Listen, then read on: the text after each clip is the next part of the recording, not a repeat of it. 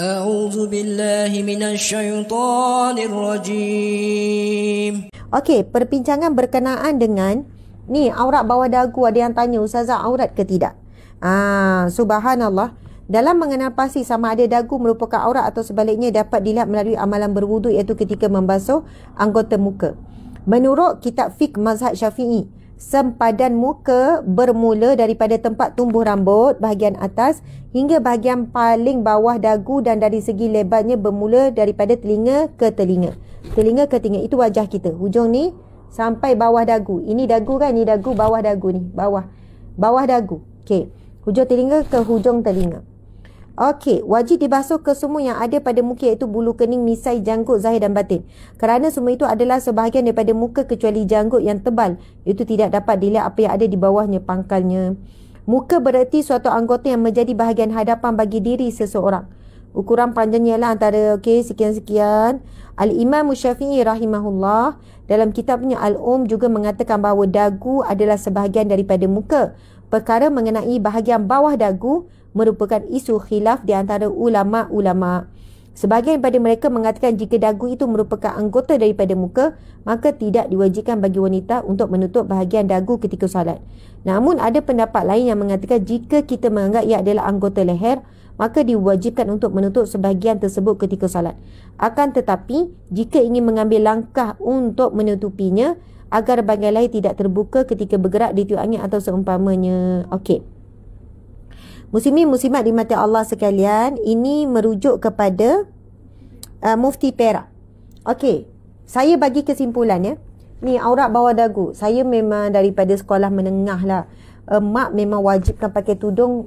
Ni, bila kami beli tudung macam ni, tudung sekolah, memang akan beli kain ekstra untuk dipotong 4 segi. Lepas tu dilipat 2, jadilah macam tu lah. Jadilah bentuk dagu ni. Dan kami memang diwajibkan oleh emak, oleh ayah untuk jahit tudung ada dagu. Bila jahit tudung ada dagu, kalau tudung tu sekarang, tudung yang ada awning, dia ikut bentuk muka. Tapi zaman tu, bila kita gemuk sikit, berisi sikit, kena buka dagu, tetas, jahit lagi. Macam tu lah. Sebab dah dibiasakan daripada sekolah menengah. Bila dah balik, mak ayah wajibkan tutup dagu. Sebab mak ayah berpegang kepada pendapat dagu ini adalah aurat. Tetapi, ada khilaf. Ada pendapat mengatakan, maksudnya bawah dagu ini adalah tidak aurat kerana mereka mengatakan ini sebahagian wajah. Jadi bila basuh wuduk tu kena basuh daripada sini sampai bawah ni, sebab dia kata ini sebahagian wajah. Lepas tu hujung ni ke hujung ni, kena rata lah ni, rata sampai bawah ni, rata sampai bawah. Okey, itu pendapat yang mengatakan bahawa bawah ini tidak aurat kerana ia sebahagian pada wajah. Tapi pendapat yang kuat juga mengatakan ini sampai dagu ni je. Sampai dagu, ujung ni sampai dagu. Tapi bawah ni kan boleh lah 4-3 jari juga ni, bawah ni adalah bahagian leher, bukan bahagian wajah. Jadi bagi mereka yang berpegang bahawasanya ini adalah bahagian leher, maka wajiblah ditutup. Sebab aurat wajib ditutup melainkan muka dan 2 tapak tangan. 2 tapak tangan maksudnya tapak depan, tapak dalam. Tapak luar, tapak dalam. Faham ya sahabat-sahabat?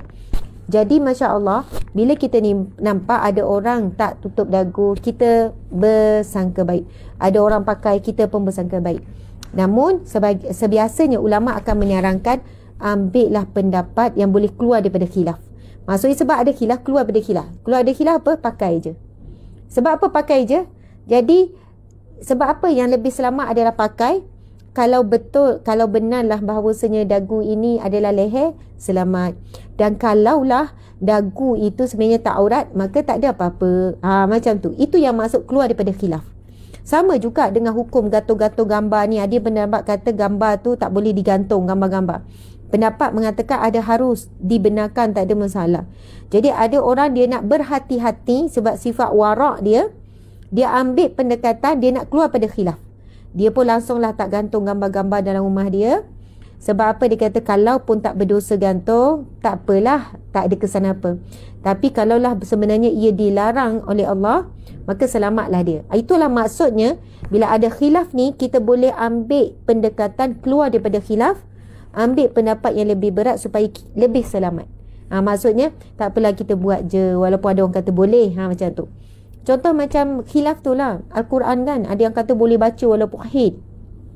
Masuk Quran, masuk masjid walaupun haid, boleh masuk je. Sebagian besar yang ulama dengan pendapat yang kuat mengatakan tak boleh, haram. Jadi kita keluar pada khilaf, kita ambil yang tak boleh tu. Itu masuk keluar pada khilaf, kerana itu langkah yang lebih selamat. Kita ambil yang tak boleh tu. Tapi adalah keadaan-keadaan tertentu yang dibenarkan. Contohnya ada yang mengajar kan. Kalau anak murid yang haid, dia seorang je. Tapi kalau ustazah tu yang haid, langsung 2 minggu kalau lama. Kalau 10 hari langsung tak boleh nak mengajar. Ia menjejarkan semua. Dengan niat mengajar tu, dia bolehlah mengajarkan Al-Quran kerana ada sebab yang lain. Itu bab lain lah. Ini yang tak ada sebab, tak ada keperluan. Itu ada hajat. Kan? Kalau ada keperluan, jemputan ceramah apa semua, penceramah tu uzur, mungkinlah. Tetapi kalau tak ada hajat keperluan pun untuk berada di dalam masjid, pergi masuk, sedangkan ada pendapat yang kuat mengharamkan, janganlah, lebih baik kita ambil keluar pada khilaf. Faham ya? Masya Allah.